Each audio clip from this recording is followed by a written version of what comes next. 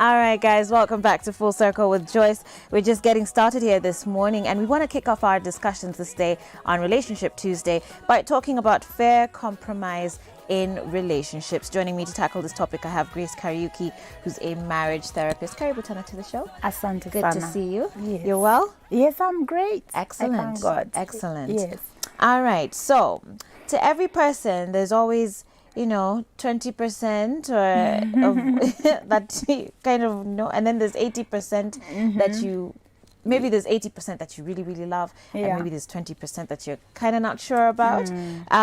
So we kind of want to talk about that. And, everyone will sort of have like a different struggle in their life. Right? So even when you see someone that you're attracted to, there's always something, because we're not perfect human beings. So how do we sort of deal with that? Understanding that we will never find other perfect human beings. Right. We ourselves are not perfect. Right. So there does need to be a little give and take in relationships. Exactly. Now, we want to start when you are dating and choosing the person that you're going to be spending the rest of your life with. You want to be careful that the 20% that you find in that person is not your non-negotiable, so that you make sure that the 80% is among your non-negotiables. So if I find a person who's absolutely wonderful, and then I find in the 20%, 10% of it is my non-negotiable, then I'm going to have a very difficult time with that person. So in the beginning, make sure that your values are in sync. Your most important values are in sync. Let me give a very good example. Somebody can be excellent in many ways, but then they are philanderers. They can't stick to a relationship, and you are committed to monogamous relationship. So even if they are 80% of what you need is there, but then they have these two things that you can't stand, you're going to have a very difficult marriage. So you will need a higher level of negotiating skills to be able to deal with them. Tolerance must be very high so that you can be able to deal with it. So we do need to understand that the relationship is an entity by itself. So there is the husband and the wife, and then you have the relationship. Whenever we have a problem that we cannot compromise on, whenever I win and my husband loses, the relationship loses. And that is what we have to understand. That's why we talk about a win-win kind of conflict management, so that the win-win means that the relationship has won. And most of the time, Joyce, people are not really fighting about issues. They are fighting about opinions about the real issue. So personality differences, temperament differences are kicking in. If you are married, if you are a choleric melancholic and you are married to maybe a melancholic phleg or a sanguine phleg, you will fight quite a bit because the ways that the two of you look at things is very different. Now, when it comes to character faults, then that is a whole different game, because now you're talking about a person who has some fundamental shortcomings that maybe you can't stand. And those are things like drinking. If you have a problem with somebody who drinks, somebody who smokes, somebody who does drugs, somebody who watches pornography or does other sexual, let's just call it immorality, and you are the other way, then the character flaws are very difficult to navigate. So from the very beginning, you need to find that out. Now, when you are in the relationship and then now you find that is happening, then again, you've got to really have the guidance of a marriage counselor to help you, first of all, deal with your own disappointment, your own feelings about being in a marriage where you are, as Christian, we would say, unequally yoked, as far as your character traits are and as far as your values are. Generally, if you're doing the compromising, the 80-20%, it's about your ego. And so we will have to learn how to be thinking about what Jesus said, do unto others as you would have them do unto you. I will say that it's going to be perfect if the two people really have a goal to compromise.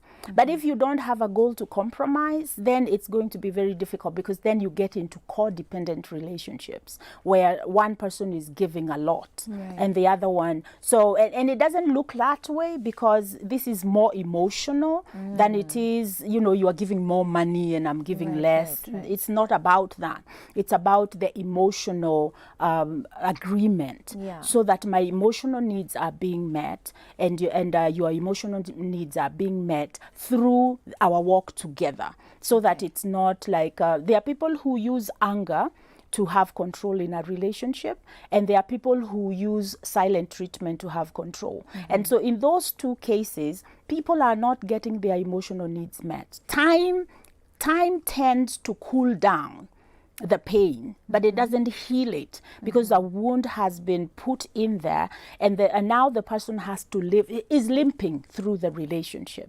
because they are not getting their needs met. So I would say that if you can learn how to be selfless and to really understand the word love. Love is an action. It's about giving more than receiving. And I tell couples all the time, you get back what you give in.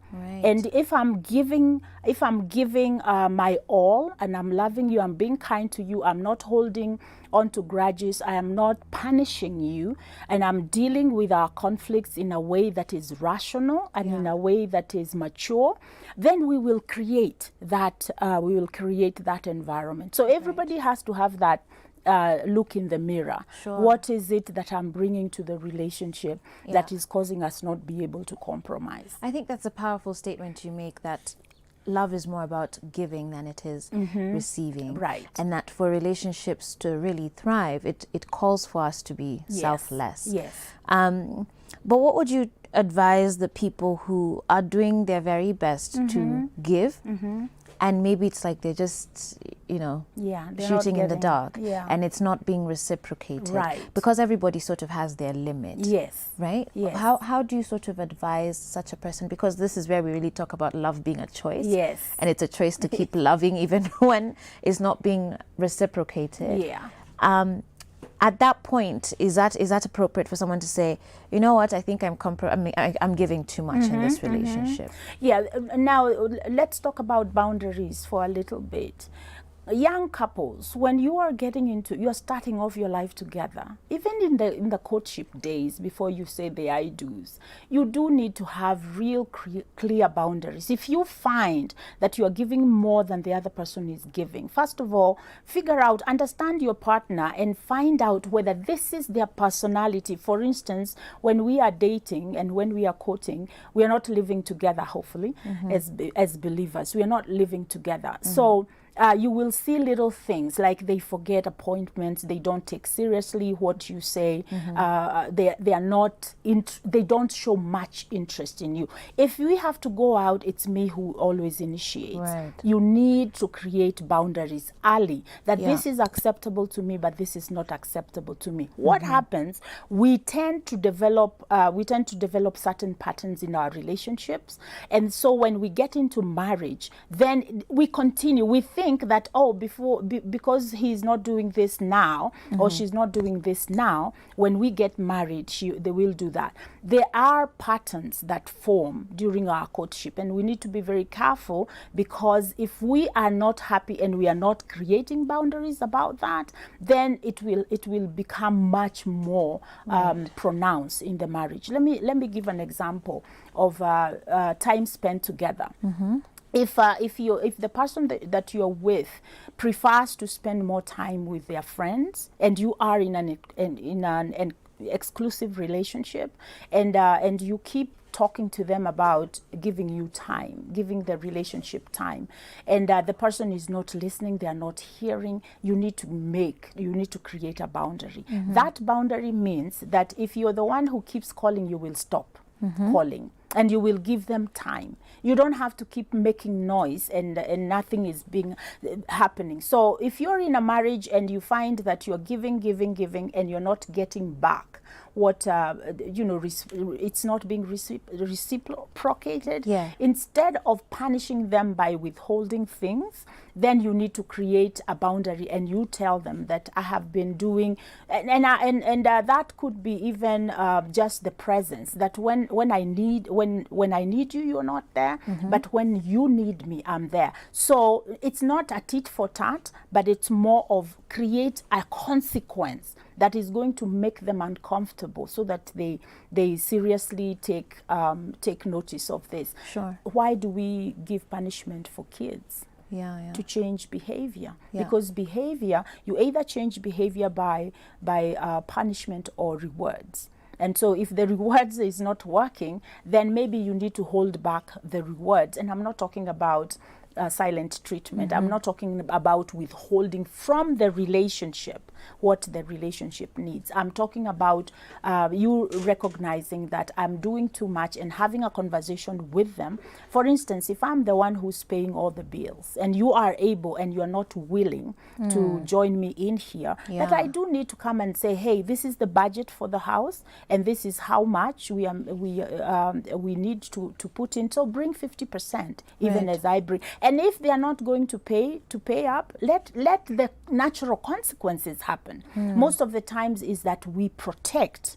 And when we protect, then the other person gets to be comfortable. Right. So, and I feel we need to clarify that just and emphasize that you're saying it is if the person is able to. Yes. Because I know there's someone who's going to say, well, there's two of us in this house, but maybe one is taking care of your children and taking care of the home.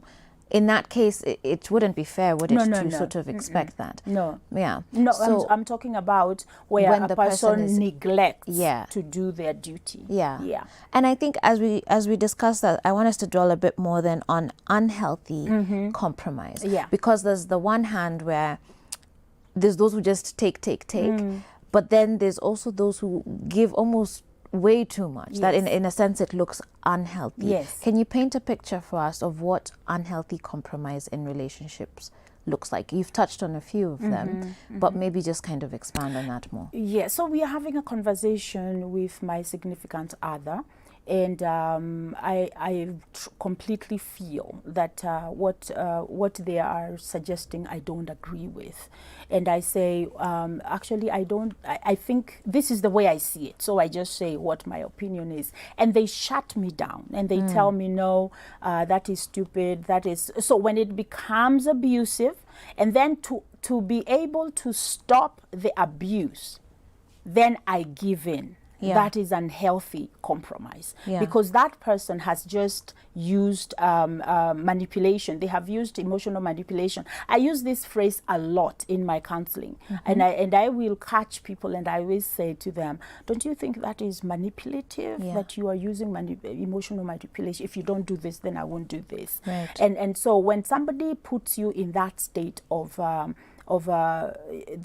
for you to be happy, for you to be okay in this relationship, or for this fight to end, you have to see things my way, then that is unhealthy. If you have to keep giving into it, then that is not a healthy way of compromising. So the person who we have to get to the point where we really see each other as able to make adult decisions. We have this relationship where a man feels like he's the father figure, and the lady is almost like a child. And when I listen to couples speaking to me, I can pick that up, and I will ask the man, I will say, what do you feel you will lose if you listen to her opinion? Then this is the other thing, Joyce, I say, and I normally say that if you cannot agree, now if you have two cholerics, they are not going to agree, because they are black and white thinkers. My way is the way, the only way,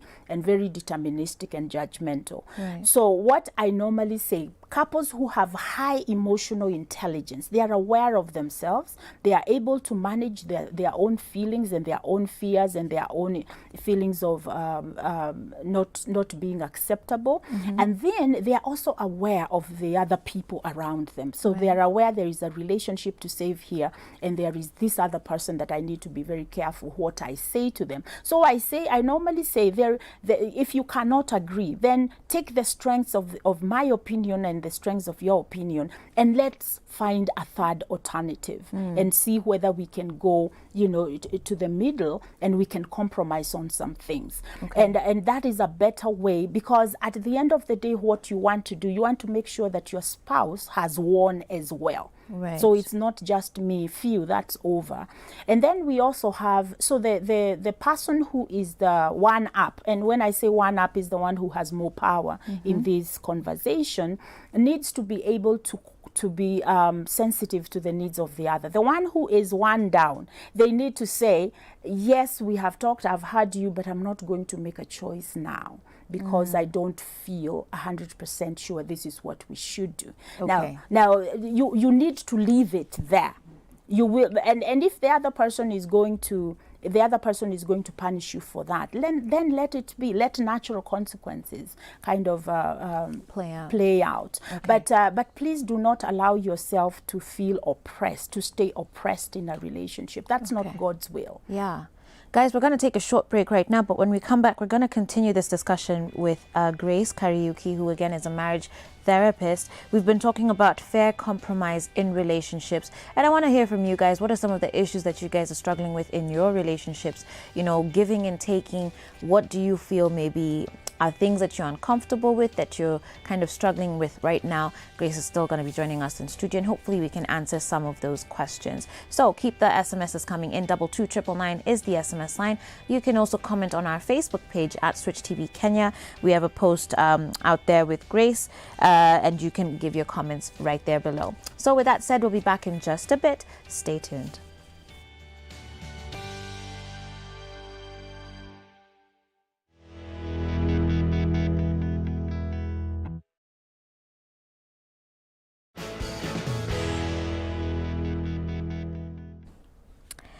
All right, guys. Well, welcome back to Full Circle with Joyce. My name is Joyce Omondiwa-Higa.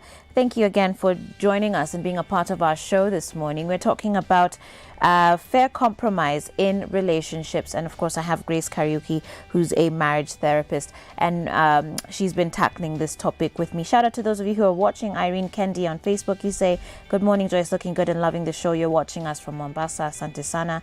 Dorinia Rita, you say you're loving the show and you're tuned in from Amboseli. Asante sana for your feedback as well. Someone did give me their comments on the word of the day.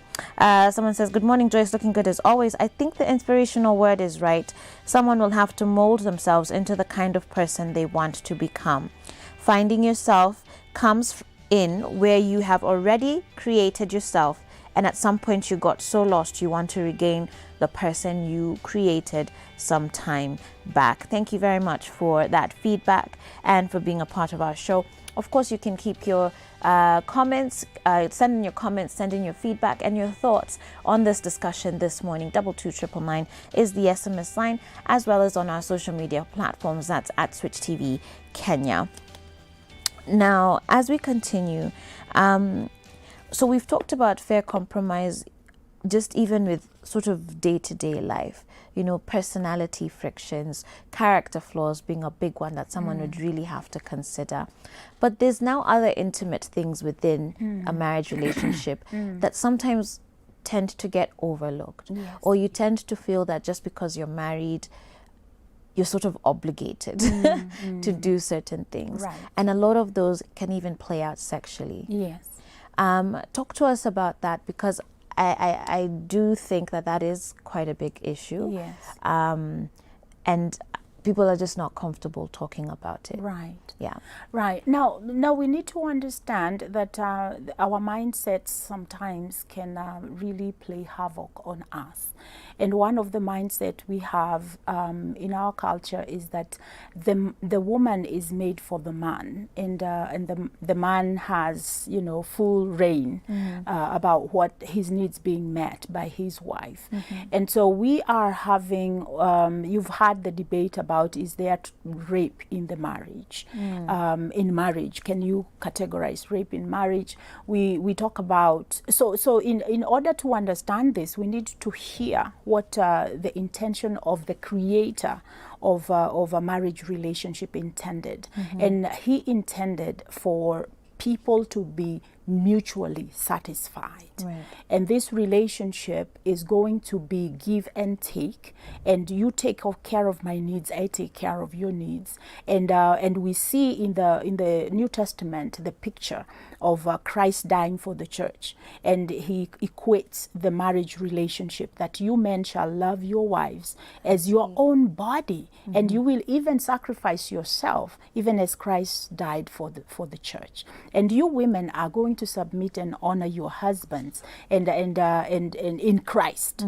So the phrase here is in Christ. So if your husband is asking you, and it can also be women who have a very high sexual drive, and they are not getting the orgasms that they want to get, they might suggest to their husbands that use this toy to whatever. And we need to understand that you cannot be selfish in this marriage relationship. It cannot be about you. It has to be about us. And we need to find a way to reach out to each other and to hear, to listen. Most of the times we are not listening, and that is why we are not able to compromise, because we are not interested in how you feel and how you see this thing. So it is important for the person who is asking, for instance, let me just give an example, and I hope there are no kids listening to us this morning. The example of anal sex in a marriage. And we need to ask ourselves, okay, I am going to compromise as a wife, but what is the benefit for me? Right. Because now that means when I hear that, it started with other things. It started with you're at home raising our kids, I'm out there gathering the bread. And so when I come home, the money belongs to me, and I just dish out enough for you, and just what you need. And so because you're not bringing anything to the table, it's not our money. I call it our money, but then I act as if it's my money. Right. And eventually that will create a lot of friction between us, because when you ask for anything, then I'm making a lot of noise. And then I find out that you're giving money to friends, and I'm asking myself, you told me you have no money, but then you're doing this. So it is important, even for that person who is feeling oppressed in that relationship, to speak up and again create a boundary. Create a boundary and allow the other person to be to have discomfort enough to be able to also meet you halfway. Okay. Yeah. Let me try and get to a few questions in the very short time that we have left. Someone says here, hey Joyce, you all look beautiful this morning. I'm currently struggling with unfair contribution, especially financially, which is another big area. I usually find myself sending him cash, and yet he can't even send me a penny, although I love him so much. But my cousin even advised me to leave him since he's just using me. What should I do? In that situation, again, you want to look at your relationship as a whole. And that sounds like a pattern that formed in their relationship, and the guy is comfortable with receiving money. This is what I normally say, Joyce. A man is supposed to provide for his woman. It should not be the other way around. When it becomes the other way around, that is an unequally yoked relationship, because the way that God created is that the man, because there is something that happens to a man that gives him value and gives him a good feeling when he is taking care of his people. And so for that, I always say the answer to everything is not to walk away. Sometimes is to really have a candid conversation about how you feel and what you are not going to do anymore. And then let the other person be able to experience the pain of you creating a boundary. Let them experience it. Don't take it away. Don't take away the consequence until you see a change in behavior. A lot of times, this thing we call love is not, you are not supposed to be walked all over. Love is also supposed to help the other person grow. So tough love. And saying, I'm not going to stand for this, you need to change this behavior. And if you don't change, this is the consequence. Let's talk about, as I know my time is going, but earlier you sort of mentioned, about people sort of having to give in. There's someone here who says, good morning, Joyce, looking nice. I have an issue with my boyfriend where he suggested that we start living together because we're in the same campus. Personally, I'm not for that idea, but eventually I had to give in because I didn't want us to keep arguing about that issue. Please advise me on this.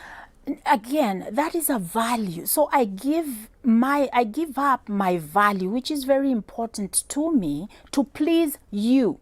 So what have I just said? That your opinion, my opinion doesn't count. I'll go with yours. The phrase that you use, I had to. Nobody should have to. It's choices. Yeah. So you look at a situation like that and you ask yourself, what are the, just do a simple analysis of the benefits and the cost that you will have to pay for that.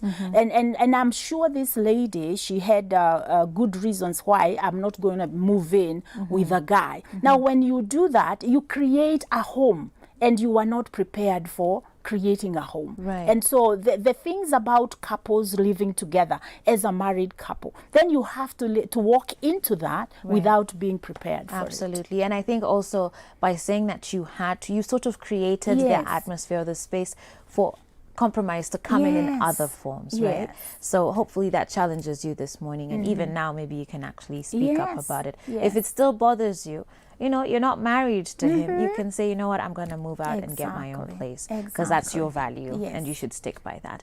Grace, thank you so much for joining us as always. Really good to have you here. Thank you for your insights. I do have quite a number more SMSs. I'm going to see if maybe our next guest can tackle them as he talks about the difference between men's brains and women's brains. What's your thought on that? Very big difference. Very big difference. All right, we'll be tackling that in just a bit. Stay tuned. This is Full Circle with Joyce.